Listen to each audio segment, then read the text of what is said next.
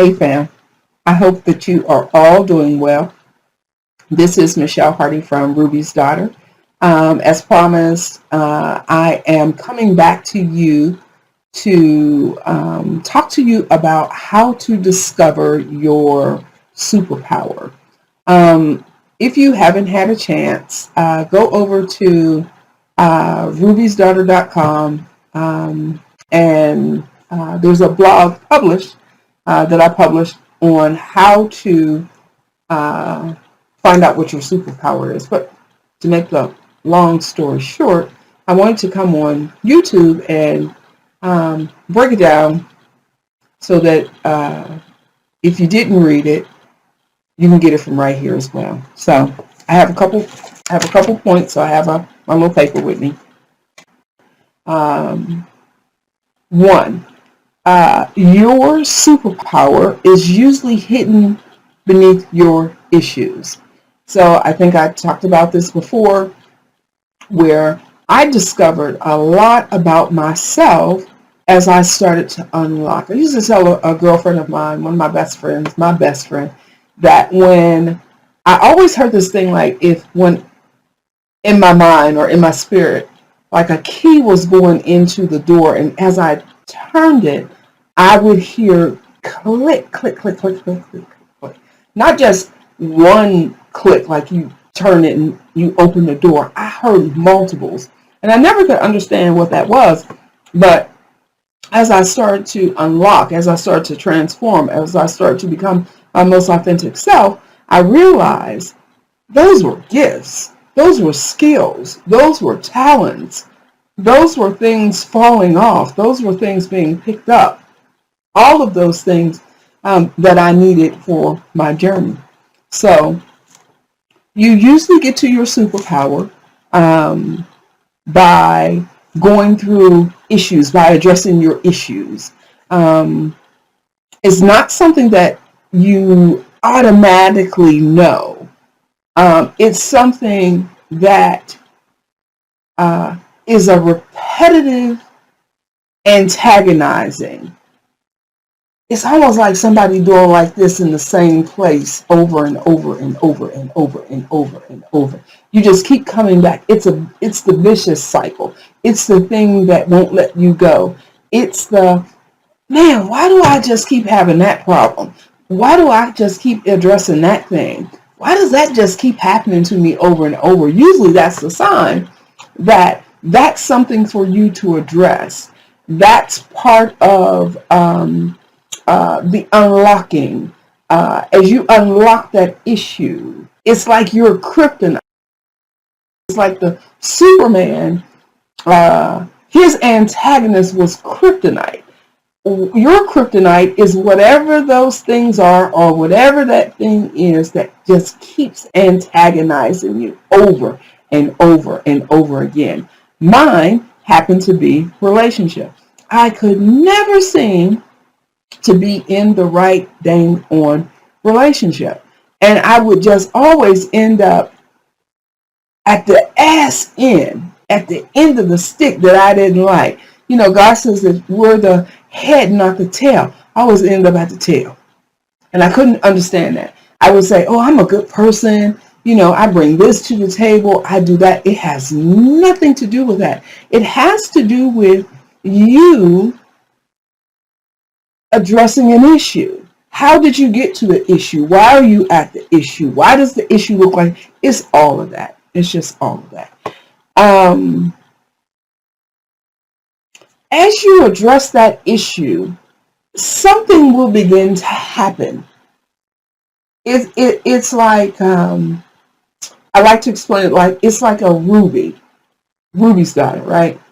It's like a ruby, and rubies are formed under extreme heat underneath the Earth's surface. So hot that it turns the stone into the red that it is. Now, in order for you to get to that stone, one, you got to chisel at it. You got to chisel away in the earth. You got to chisel down into that rock. You got to keep chiseling until you finally see what looks like a stone. but it may not look like it doesn't look like what we think a ruby does after after it's been polished. This is raw stone. So you have to chisel at it. You got to chisel it. You got dirt all around it. There's stuff on it. Yada, yada, yada. Once you start chiseling at it, you'll begin to see something start to emerge. You're not necessarily sure of what it is, or maybe you are, but it's like, oh, that don't look like what I think that it should look like. That look like a rock. That look just like a rock. I don't know what that is. But you keep chiseling at it, and you keep chiseling at it until finally you're going to see something red poke out. Maybe it doesn't do it right at the beginning. Maybe it's something that you got to keep going to, but it's that heat. It's that continuous thing that you have to persistently keep digging at that issue in order for something to emerge. When you do that, when you start to drill down in those issues, you'll start to notice that new things are going to emerge out of you. As you start to address your issue, your kryptonite, you looking at it face to face, you facing the lion is facing you. You don't have no other choice but to deal with it. And that's what helps you unlock your superpowers. I had to deal with rejection. I had to deal with the abandonment issue. I had to deal with all of that in order for me to understand where I was sitting, why I felt the way I felt, why I was demonstrating some of the behaviors that I was demonstrating in relationship. And none of them to me were pretty. So that's why I was attracting those things that I was attracting, was because that's the energy I was giving out. That energy that you give out is the same energy that you get back. No, I don't feel like that. I don't like that. It's addressing the issue. Whether the issue is that you picked it up. This is a history, a vicious cycle throughout your lineage. It's something that has to be addressed in order for it to stop. If not, you'll continue to do that vicious cycle and that vicious circle thing, and you'll never get to where it is that God has always intended for you to be, which is divinely in order. Okay. You'll know that you're free. You'll know that you're free. You'll know because you'll start to demonstrate some different behaviors. I think I just said, you'll be like, oh no, I don't want to be in that kind of relationship. I don't want to be in that. That's not good for me. Like, that person or that style or that whatever it is brings out the worst in me. It doesn't bring out the best in me. It brings out the worst. And I don't want to be at my worst. I want to be at my best. And in order for me to be at my best, I have to find the courage enough to say, I'm not interested. I'm not interested in that type of relationship. Or, no, thank you. I'm good. Whatever your issue may be. If you don't address it, you'll keep doing like this. And when you start to address it, your eyes become open. You become free in your spirit. With that freedom, you'll start to see some new things develop. A lot of nice things about yourself that you never addressed. A lot of nice things that you can say, oh, I like that. Or, oh, no, I don't like that. And I have the ability to change it. Your freedom, your peace of mind, your self-love will bring you to the place that gives you the courage and the confidence to say, either I'm good or I need to change it. And that's when you begin to see your superpowers emerge. When I became free in some areas, as my heart began to unlock, and it wasn't so closed, so hurt, I wasn't so bruised, I could start to operate freely out of my heart. My heart chakra, I began to write, as I began to unlock my sacral chakra, that I could do. I love to write poetry. You would have never found me here on YouTube had I not unlocked some of the things that needed to be unlocked in me. Um, Me unlocking my chakras, and we'll talk about the chakras and what they unlock. But your sacral chakra unlocks your creativity, and as I unlock and start to feel like I think I got a little freedom, that's when my powers begin. That's when things start to soar. That's when I got so much creativity. I tell my girlfriend, I said, I got a repository of stuff that I plan on doing. And because I'm now free, I get the ideas, the creativity. I'm not afraid to do them. I'm not scared to talk to you. I don't even know who I'm talking to. But I'm hoping that if you see this, that this is something that you need for your journey. I want you to know you're not alone. Uh, transformation is not easy. Transformation is not pretty. There is nothing pretty about transforming. It is one of the most arduous and tedious spiritual things that you could possibly go through. Why? Because it is a call from God, the universe, asking you to change, not just for you, but for the better and for the better of the world, for society, the people you're going to be around. They need what you have, and you need what you have. You need what you have, and they need what you have. But you'll never get to it as long as you are running the vicious cycle, not willing to look at yourself, hiding behind the hurt, fearful, as I say, to go down the rabbit hole. And yes, the rabbit hole is not pretty. There's a lot of stuff down there in that rabbit hole. I've been down there a couple times. I'm going to tell you, it's not pretty, but it's necessary. For me, also, what helps me to continue to do this is that I have children. I want to leave a good legacy for my kids. I want to leave a good example for my grandchildren.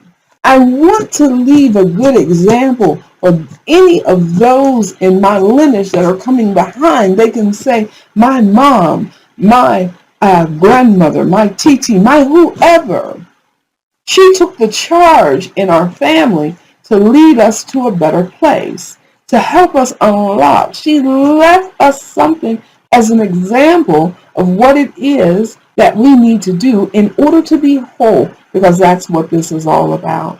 When you become whole, when you become free, God says you have everything that you need. You really do. There's nothing that you don't feel as though you can't do. It's an innate ability for you to sustain.